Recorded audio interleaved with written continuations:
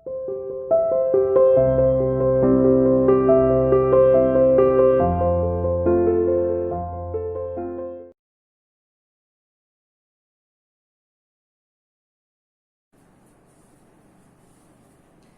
Student, welcome to CR international school online classes. बेटा आज हम कक्षा 9 में हिंदी विषय में अपनी कविता कैदी और कोकिला पढ़ेंगे। इससे पहले हम 2 कविता पढ़ चुके हैं जो हमारे टेस्ट में भी आ चुकी है। एक तो कविता वाक पढ़ ली है हमने, ठीक है। दूसरी हमने सवैये पढ़ लिए, ये कवित्री ललगद की थी और ये किसकी थी? रसखान। आज हम तीसरी कविता पढ़ने जा रहे हैं, कैदी और कोकिला, जिसके कवि हैं माखनलाल चतुर्वेदी। कौन है कवि? माखनलाल चतुर्वेदी। तो थोड़ा बहुत तो हम कवि के बारे में भी हमें जानना चाहिए, बहुत ज्यादा नहीं तो उसके जन्म, मृत्यु और कहाँ जन्मे थे, इन 2-3 चीजों का तो हमें पता होना चाहिए। तो कहाँ हुआ था इनका जन्म? 1889 ईस्वी में मध्य प्रदेश के होशंगाबाद के बाबई गांव में चतुर्वेदी जी का जन्म हुआ था, ठीक है। और मृत्यु कब हुई? 30 जनवरी 1968 में इनकी मृत्यु हो गई। और इनके पिता का नाम नंदलाल चतुर्वेदी था और माता का नाम सुंदरबाई था, ठीक है। ये 2-3 चीजें हैं जिनका हमें पता होना चाहिए। अब हम अपने टॉपिक पर आते हैं, अपनी कविता पर आते हैं। अपनी किताब खोलो और अपने किताब में ध्यान से पढ़ो और पेंसिल लेकर जो हार्ड वर्ड है उनको अंडरलाइन करते हुए वहां लिखते जाइए ताकि आपको समझने में आसानी होगी। तो देखिए, यहाँ कवि माखनलाल चतुर्वेदी ने हमें कोयल के माध्यम से क्या बताने का, क्या समझाने का प्रयास किया है। तो आइए कविता शुरू करते हैं। कवि कहता है कि क्या गाती हो, क्यों रह जाती हो, कोकिल बोलो तो क्या लाती हो, संदेशा किसका है, कोकिल बोलो तो। अब कवि क्या कहता है? कोयल। यह क्या है कि स्वतंत्रता उस समय लिखी थी ये कवि ने कविता जब आजादी के लिए आंदोलन चले हुए थे और कवि को उस दौरान जेल भी जाना पड़ा था और कवि जेल में बंद था। उस समय ये कविता लिखी थी कवि ने। और आधी रात को जब कोयल की कूक सुनी तो कवि ने कोयल से पूछने का प्रयास किया कि वो क्यों कूक रही है, क्यों बोल रही है। तो उस समय ये कविता लिखी गई थी। तो क्या लिखा था कवि ने कि क्या गाती हो, क्यों रह जाती हो, कोकिल बोलो तो क्या लाती हो, संदेशा किसका है, कोकिल बोलो तो। कवि कोयल को संबोधित करते हुए कहता है कि हे काली कोयल, तुम क्या गा रही हो, क्या गाती हो, क्या गा रही हो, क्यों रह जाती हो, तुम कुछ समय कूक कर फिर क्यों चुप हो जाती हो। यानी थोड़ी देर कूकती हो फिर चुप हो जाती हो, यानी तुम अपनी पूरी बात नहीं बता पाती, यानी कूकती हो और फिर चुप हो जाती हो, जो बात है वो स्पष्ट नहीं हो पाती और फिर कूकना शुरू कर देती हो। तो इसलिए कहता है कि क्यों रह जाती हो, यानी कुछ समय कूकती हो और फिर चुप हो जाती हो, यानी जो तुम कहना चाहती हो वो बता नहीं पाती हो। कोकिल बोलो तो क्या लाती हो, संदेशा किसका है, कि हे कोयल बोलकर बताओ कि तुम अपने साथ किसका संदेशा लाई हो, कोकिल बोलो तो, और कि ये संदेश किसे सुनाना चाहती हो। आगे, ऊंची काली दीवारों के घेरे में, डाकू चोरों बटमारों के डेरे में, जीने को देते नहीं पेट भर खाना, मरने भी देते नहीं तड़प रह जाना, जीवन पर अब दिन रात कड़ा पहरा है, शासन है या तम का प्रभाव गहरा है, हिम कर निराश कर चला रात भी काली, इस समय काली माँ मई जगी क्यों आली।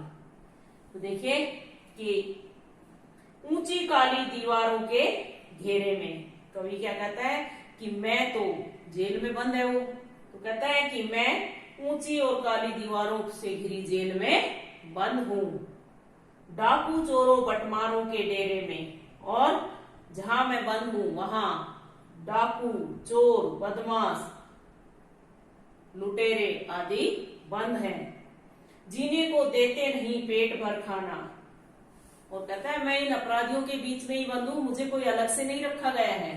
यानी डाकू, चोर, लुटेरे जो भी हैं, मैं उन सबके बीच में ही बंद हूं।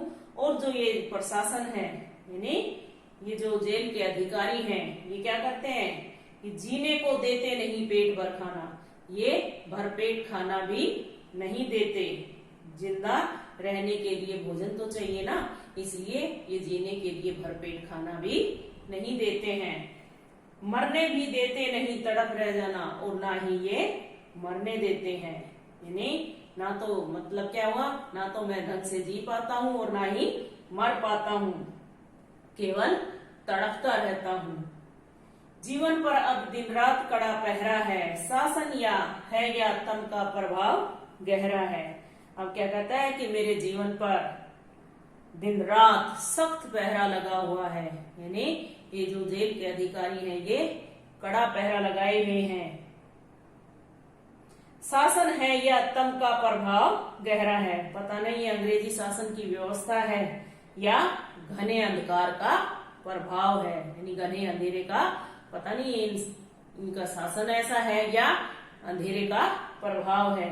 हिमकर, हिमकर होता है चंद्रमा, ठीक है, मैंने यहाँ शब्दार्थ लिखे हुए भी हैं। हिमकर का मतलब क्या है, चंद्रमा। हिमकर निराश कर चला रात भी काली, यानी चंद्रमा भी अब चला गया और क्या हो गया, और रात भी, यानी चंद्रमा भी निराश करके चला गया और रात काली हो गई, अंधेरी हो गई। भी जब चंद्रमा रहेगा तो चांदनी रहेगी, और चंद्रमा अगर चला जाता है तो रात अंधेरी हो जाती है। तो इसलिए कवि कहता है कि अब चंद्रमा भी निराश करके चला गया और रात घनी अंधेरी हो गई है, काली हो गई है। इस समय काली मामई, काली मामई होता है काले रंग वाली, किसके लिए, कोयल के लिए। काली मामई जगी क्यों आली। अब कवि क्या कहता है कि इस अंधेरी रात में हे सखी कोयल, तू क्यों जाग रही है और मुझे भी जगाने के लिए मजबूर कर रही है। यानी मुझे भी क्यों मजबूर कर रही है जागने के लिए, और तू भी क्यों जगी हुई है। ठीक है, ये एक पहरा हो गया है। इसके बाद दूसरा पहरा है,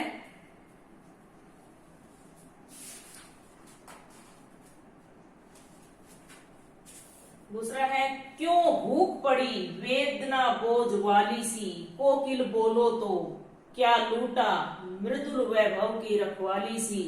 कोकिल बोलो तो क्या हुई बावली अर्धरात्रि को, चीखे कोकिल बोलो तो। ठीक है, उसके बाद है किस दावानल की ज्वालाएं हैं दिखी, कोकिल बोलो तो। अब कोयल से कवि क्या कहता है कि क्यों भूख पड़ी वेदना बोझ वाली सी। भूख मतलब होता है कसक भरी आवाज, वेदना पीड़ा, जिसकी आवाज दर्द भरी हो। ठीक है, तो कवि कोयल से कहता है कि हे कोयल, तू आधी रात के समय क्यों कोक पड़ी है, और वो भी किसी पीड़ा के बोझ तले दबी हुई आवाज में। मुझे बताओ तुझे क्या दुख है, क्या पीड़ा है। कोकिल बोलो तो, कि हे कोयल बोलकर बताओ कि मुझे तुम्हें क्या दुख है। क्या लूटा मृदुल वैभव की रखवाली सी, कोकिल बोलो तो, कि हे कोयल तू मुझे बता कि तू क्या तुझे किसी ने लूट लिया है कि तू आधी रात को कूक रही है। मृदुल वैभव की रखवाली सी, और कहता है कि तू तो वैभव की रक्षा करने वाली है, समृद्धि की रक्षा करने वाली है, और क्या तुझे ही किसी ने लूट लिया है। इसलिए हे कोयल बोलकर बताओ। क्या हुई बावली अर्धरात्रि को चीखी, कोकिल बोलो तो। क्या तू पागल हो गई है जो आधी रात को चीख रही है? कि हे कोयल, बोलकर बताओ कि क्या तू पागल हो गई है जो आधी रात को चीख कर बोल रही है? उसके बाद, किस दावानल की ज्वालाएं हैं देखी, या फिर तूने किसी जंगल में लगी आग को, दावानल होता है जंगल की आग, ठीक है, कि या फिर तूने जंगल में लगी आग को देख लिया है जिसे देखकर तू डर गई है। इसका मतलब कि तुम मुझे सही सही बताओ। कहने का मतलब क्या होगा कि उस समय देश में अंग्रेजी शासन की गुलामी की जो लपटें थी वो देशवासियों को जला रही थी, यानी उस समय वो ज्वालाएं दिखाई दे रही थी। कहने का मतलब कवि का ये है कि वो कोयल के माध्यम से ये बताना चाहते हैं, वैसे जंगल की आग नहीं थी, बल्कि उस समय जब आजादी के लिए जो आंदोलन चले हुए थे, तो जो अंग्रेजी सरकार ने जो लोगों के साथ अत्याचार किए हुए थे, उनकी जो ज्वालाएं थी वो देशवासियों पर दिखाई दे रही थी। उसके लिए कवि ने यहाँ वर्णन किया है। ठीक है, तो आज के लिए इतना ही बहुत है। 2 पहरे आज पढ़ लिए हैं और एक बार घर पर पढ़ के देखना ध्यान से, और हर एक वर्ड का मीनिंग आपको पता होना चाहिए ताकि आप समझने में दिक्कत ना आए आपको।